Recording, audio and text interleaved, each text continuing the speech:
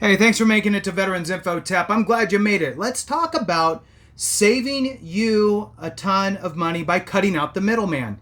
You do not necessarily need to pay for guidance. Now, I get it. Everybody's at a different point with their VA compensation journey, but I wanted to kind of throw this out there and lead you down I guess, kind of a thought process, if you will. It's up to you. At the end of the day, you do what you need to do and what you feel you need to do in order to get your disability compensation squared away. Now, I will throw out there that I am an advocate of working with an accredited representative for free, right? I'm an advocate of gathering information, watching videos, not just mine. I mean, look, it doesn't really matter. As long as you're getting solid information. Get solid information, educate yourself, understand what the VA is looking for so that way you can in turn provide it.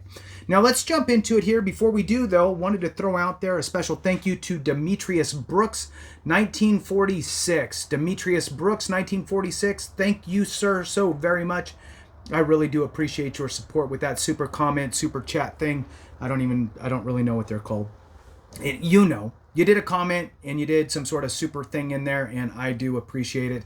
It pops up and jumps right in my face when I open up my YouTube app. So thank you, sir, very much. All right, so let's jump into this here. When I'm talking about middlemen or women in the process of your VA disability claims journey, what I'm saying here is paid for aspects that you might not necessarily need to pay for. I don't really know how to explain it. So let's say you have options, okay? You want to utilize the free resources first. Number one, work with your free resources, accredited veteran representative, right? Order your military records yourself. I'm sure, I haven't checked, but I am sure there's somebody out there that says, hey, I'll get you your military records and it's going to cost you $100 or something like that. You don't need to spend $100. You can do it yourself. You can do it with an SF-180 form, order your service treatment records, and sit and wait. If they don't show up in a certain amount of time, reach out to your congressional member. Have them reach out. Okay, this is stuff that you can do yourself.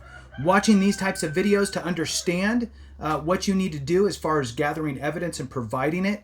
Work with your doctor. Look, here's part of the problem.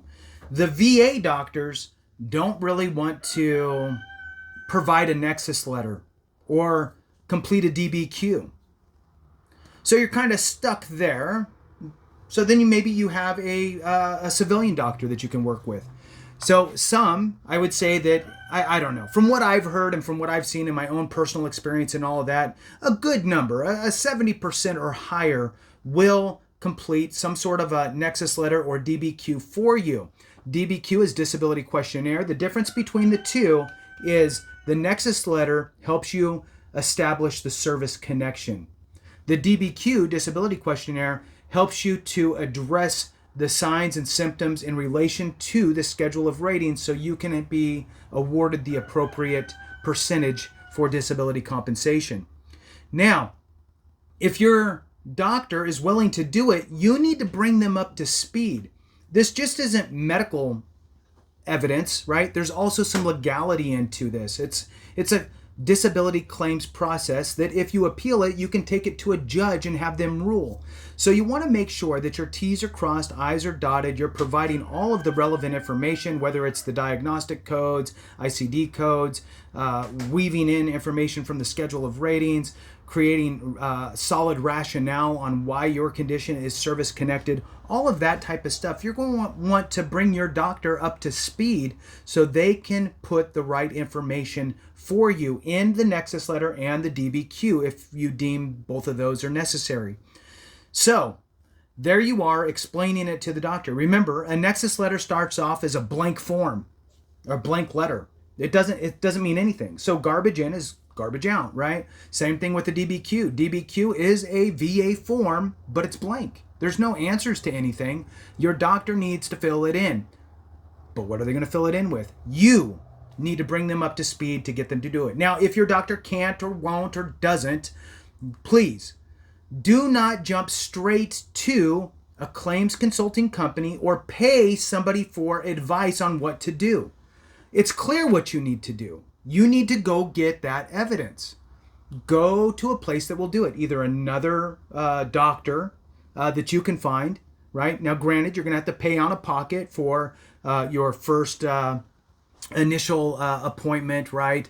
You might have to have a follow-up appointment, those types of things. Who knows what that number looks like? But there's also AME, American Medical Experts. The links are in the description and the comments. Free consultation, doesn't cost you a nickel. Have a conversation. I would much rather you get information and have an idea of what's available than go, oh man, I signed up with a claims consulting company. Now I have to pay them 6 times the amount of my increase. And oh, by the way, they told me I have to go get this medical evidence that I can't get from my doctor because he's not willing to, or I have a VA doctor that doesn't do it. And now I need to go figure it out somewhere. Again, you can contact AME. They're board certified doctors. They do evidence for you, for your claim, for the VA. They understand the legal nuance of it, and they understand, obviously, the medical aspects and what the VA is looking for. They can help you.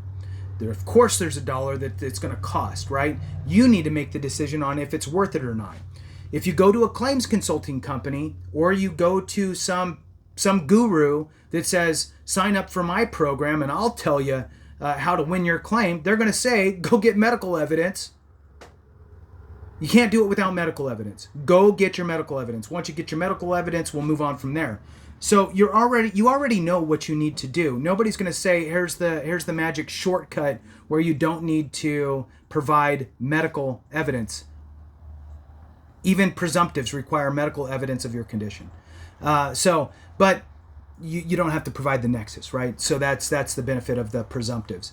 What would you have to pay if you went to a claims consulting company? And I'm not saying that claims consulting companies are just the end of the world here. There might be a need for that, given your specific situation, don't know. But typically it's 6 times. So what if you moved from a 20% rating as a veteran alone with $346 a month to a 60% rating at $1,395? Well, it's 6 times the difference. So it's about $1,000 per month, which takes you to $6,000 that you would pay for that claims consulting company to tell you, hey, you need to go get more evidence. Go to whoever and get it, or you can go to our partner, whoever it may be, and get it, but you still have to pay for it, right? They're not paying for it for you. Now, what happens if you're moving from a 60% to a 100%? Well, 60% veteran alone, $1,395, to 100%, $3,831. That's about $2,400 a month. Times 6, $14,616 is what you would pay a claims consulting company to tell you that you need to go get this evidence. Now, I get it. Everybody's in a different circumstance and situation. If that's the way you need to go, and you do your research and all of that, that's great. I'm just saying that you don't necessarily need to jump straight to claims consulting company, and you surely don't need to jump to a guru out there that's going to tell you, go get medical evidence, when all of this stuff is online anyway, right? You can read it, you can watch it, you can see other channels saying what you need. What do you need for a successful claim with the VA? If it's not a presumptive, you need time and service. You need a diagnosed condition that's chronic in nature or has some sort of ongoing residual effect. That's number 2. Number 3, you need to have a nexus, a link between the condition and your time and service. That's it. You need to show the link between your condition and your time and service. What the VA is looking for here is show me that your condition either manifested during your time in service or is a result of your time in service. In some cases, you can prove this with all of your medical documentation, your service treatment records, all of that stuff, and you can prove it all. The best case scenario is that you got diagnosed for something while you were in service. Clearly, it's within your time of service and you got diagnosed for that condition. That in itself satisfies the nexus. But a lot of us get out of service and then 20 years later, we go, oh, well, I've had migraines this whole time. I just, take Motrin and aspirin and, go to a quiet room, put ice on my head or whatever it is. And we wait. And then we go to think about filing a claim and we go, oh, well, I don't have anything back there to prove my link. So I have to now create that. I need to write letters explaining why I never went to go get seen by the doctor in my military career, why I never went and got it documented, why try to get some try to get some buddy statements, people that maybe witnessed you with migraines during your time in service, statements from friends, family members, that type of stuff, who could also share that with you, share that information for you, attesting to their knowledge of it. And then you would need to go to your doctor. Doctor's going to diagnose you, and you're going to want them to write a Nexus letter. You're going to want a medical opinion, essentially, written in a Nexus letter with rationale on why they believe that your condition is either a result of your time in service or manifested during your time in service, with all the rationale and all of that. It's very important to get this medically documented as part of the evidence gathering process. So with that, the bottom line is don't pay for things necessarily up front. There's free resources. There's a ton of information out there. You might need to pay for medical evidence, either from your doctor, right? Hey, doc, I need to have an appointment for this. You're going to pay for that appointment, right? Or, hey, doc, I need you to fill out these forms, this, that, whatever. Who knows? I don't know if they're going to charge you an extra X to complete forms. Again, you'll need to bring them up to speed to make sure that you're getting the right information in there that the VA is looking for.